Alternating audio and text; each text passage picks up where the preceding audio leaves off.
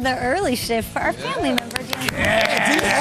Oh, thank you. Let's go, baby. Thank you. Glad to be back, guys. Are you ready to go? You got I'm your passwords figured out? I'm hyped. I got some of my passwords figured out. I hadn't quite got them all. Your but Microsoft Surface plugged in, ready to go? we locked in, ready to roll, guys. Let's do it. We have lots to get to. Highlights, headlines. We're all set. We're, 10 days away from the regular season.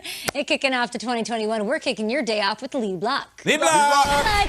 Preseason football is great this weekend. There's a lot of stars playing. I mean, superstars, big timers, and guys who are still looking to prove things like that man. Saquon says, let's go. Come on, Daniel Jones. This is a big night. We're playing the Patriots. Early on a 2nd and 7, Daniel is sacked. The Giants' tackles had a long night. Joe Judge not going to love that. Hold on, though. Now 3rd and goal in the red zone. On a bootleg, Daniel Jones goes to Evan Engram. No! Intercepted in the end zone by D'Angelo Russell. Look at Jason Garrett. I see that face quite a bit this year. I hope not, Peter. Let's try to keep it optimistic. It's still August, but this was a rough start for Daniel Jones. Tough. It's not what you want to see. 1st and 10 now. Come on, Daniel. Give us something. Very next drive, 31 seconds left. Bam! Who do you go to? You go to Caden Smith. Guy out of Stanford that the Niners drafted in 2019. D'Angelo, do you like this play? I like that. That's what Daniel Jones needs to show more of. No doubt. And what does this guy need to show? Hey, well, he's Cam. on the field. He's there. He seems to be having a moment for himself. And now 3rd and 7. Cam Newton, are you the Patriots starting quarterback? No, not there. Tries to go Nelson Aguilar out wide. Now hold on to Cam again. 2nd drive for Cam. You're going to go up top. And look at the play made by friend of the show, Blake Martinez. He rips this thing right out of Jacoby's hands. This is a really cool play. He gets the hand in, and then D-Hall, what do you think? Ooh, I like that. I like that, Blake. I like it a lot. Cam does not, because you take Cam and you flip it around, you get Mac. Look at that. Mac Jones, 1st and 15. Is this the future? Is this, better yet, is this the present? Mac, I feel like we've seen that play right over the middle, about 15, 20 yards, 30 times. He loves Wilkinson. He does. And guess who he loves even more? He's going to a touchdown to who? Isaiah Zuber, undrafted rookie out of Mississippi State. That's Mac's first touchdown pass on the professional level between a few defenders. And look, he's got a little something to say. What's up, Isaiah Zuber? Touchdown. Patriots win 22-0, but or 22-20 rather. You see Mac Jones 10 of 14, 156. Cam only 2 of 5, small with that interception. So that was Patriots Giants. It's always good, isn't it? Preseason week 3. It's hot. Flip Cam around and you have I like that. I get like it. that, There were too. some ups and downs on the hot. other side with Daniel Jones. We'll get into it all right now. Tweet the show at GMFB. Schrags, what stood out to you with Patriots Giants? I think the Patriots cleaned up in the draft. And I was joking about this on Twitter. When is it too early to grade a draft? Never. Like, be like, they hit home runs. Never. I'm watching this game yesterday, and it's on the East Coast, and everyone else is watching the golf on NBC. But in New York, we had Patriots Giants. So I don't even know what Patrick Cantlay did. Instead, I didn't even see it because I'm watching third stringers on the Giants and Patriots game, and I'm loving the Patriots draft class. Let's start off with Mac Jones. I got to tell you, I think it's Mac's job to lose at this point. Oh, yeah. Cam might be the starter week 1, but if you're watching objectively, Mac Jones was so dialed in. Let's see a couple of these passes here. We started off, you mentioned the Zuber one here. Yeah. This is threading the needle perfectly, touchdown, great. I thought the Asiasi pass was even more impressive, where he goes to the big tight end. Let's see that one next here.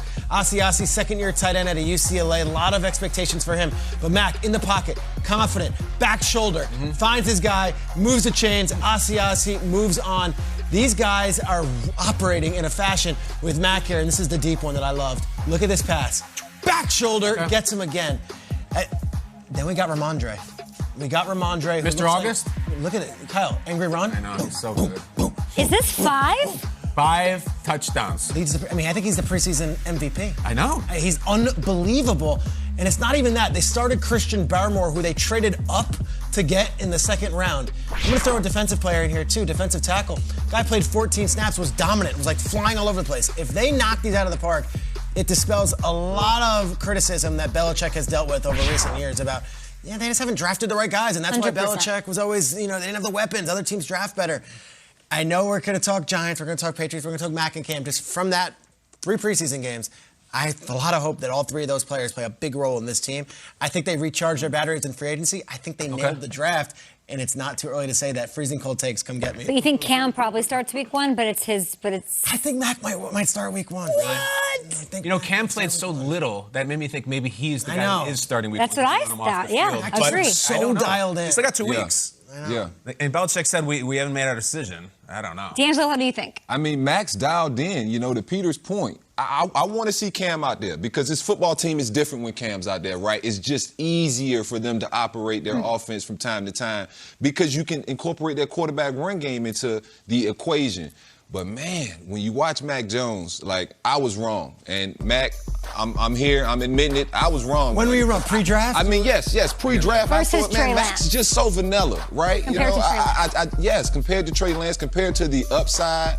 But there's still a place in this league for athletic or smart athletic quarterbacks that aren't overly athletic, that's going to beat you, scrambling out the pocket, but athletic enough to keep the play alive, right? You kind of have seen it from Aaron Rodgers over the last decade or so with his career, the way he extends plays. And I kind of see a little bit of that with Mac Jones, the ability to, kind of step out of that.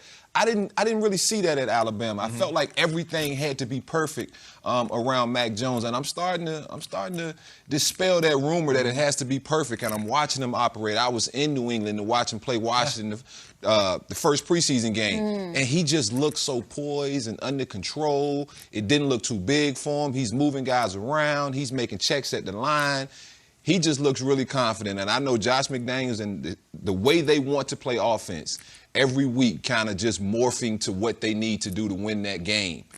I think he might be Week the guy. one, to K's point, Mac or Cam? Who you going with? I personally would go with Mac. Yeah. Mac over I had to almost whisper that as if millions aren't watching me and Cam's gonna hear it.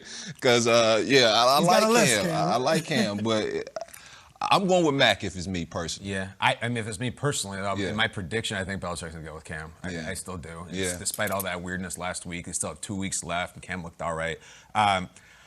Daniel Jones, Talk to me. I wish we could have just had a mic drop type night. Let's start the season and win the East. He just won't give it to us. It was fine a little bit, but we're going to go into the season with this sort of mystery meat, don't know what we're getting.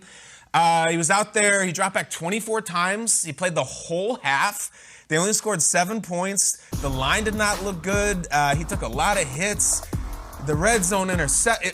It's just kind of like what we've been suspecting of Daniel Jones. If you're looking for validation of that, this is a great throw. You got Eli tweeting, this is what I'm talking about. That's awesome. But then it was also just a little scattered, and I've said this a million times. If you're worried about Daniel Jones taking care of the football, you don't want him opening against Denver and Washington back-to-back. Maybe the best 2 defensive lines in all of the sport outside of Tampa. I wish he could have said, screw it, this is my year, my season. I'm going to take control of this. He didn't. It was just the more I want to suck my thumb. I'm so nervous if I'm a Giants fan because I feel like, holy crap, we're going to season with this. This is going to be a wild ride. There's 4 or 5 guys who I call the Buckle Up Club this season. Okay. And it's definitely Jameis. It's definitely Cam. It's definitely Teddy Bridgewater. These guys are I don't know. I maybe they'll be great, but I have no clue. And Daniel Jones, we put on the field last night. I feel the same way. Buckle up. But can I try to make it feel a little better? There were ups and downs, and it wasn't pretty, that's for sure. But also, we knew this is what Daniel Jones was. The intrigue, the fascination, the optimism around Daniel Jones is surrounding him with skill players. He didn't have that last night. Kadarius Toney was not out there. Kyle Rudolph, their free agency addition. Kenny Golladay, their big free agent acquisition, wasn't out there. Saquon Barkley did not play in this game. So that's the whole thing of how he's going to look different is really based on what they surrounded him with, and they weren't out there with him. It's a lot of that, and we saw Ingram get banged up, and I know he's going to talk about that. However, you could put Megatron and Moss out there with him. If he makes the right decisions. That throw in the end zone was terrible. There was Evan Ingram was 6 feet behind, and it could have been Tony Gonzalez and would have been a touchdown. So I hear what you're saying, and it'll probably be better with those guys, but come on. Just lock it up, DJ. Let's go. Lock it up or buckle up. Yeah, lock it up, buckle it up. You guys can tweet the show at GMFB. Let's say hi to our NFL Network insider. I call him E-Insider. Ian Rappaport joining us with some injury updates this morning.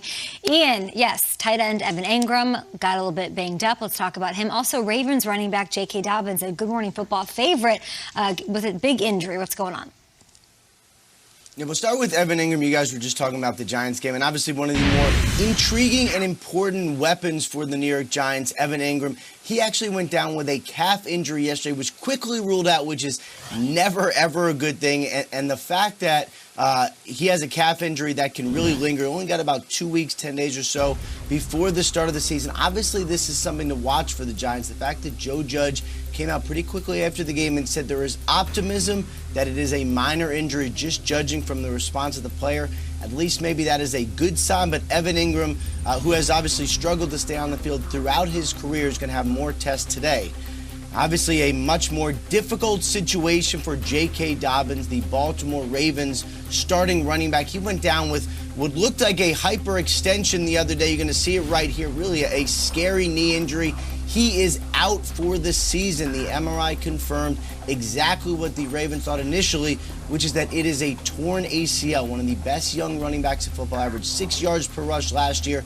Now not going to play in the 2021 season. He's going to have a second opinion to take a look at that knee. There also may be some LCL damage, as colleague Mike Garafolo reports. Obviously, all eyes on J.K. Dobbins, not just for next year, but for the future going forward for a very, very good young player. And now all eyes on Gus Edwards. Thank you so much, Ian Rappaport, for the updates all around. We'll have you on the show all 3 hours. So get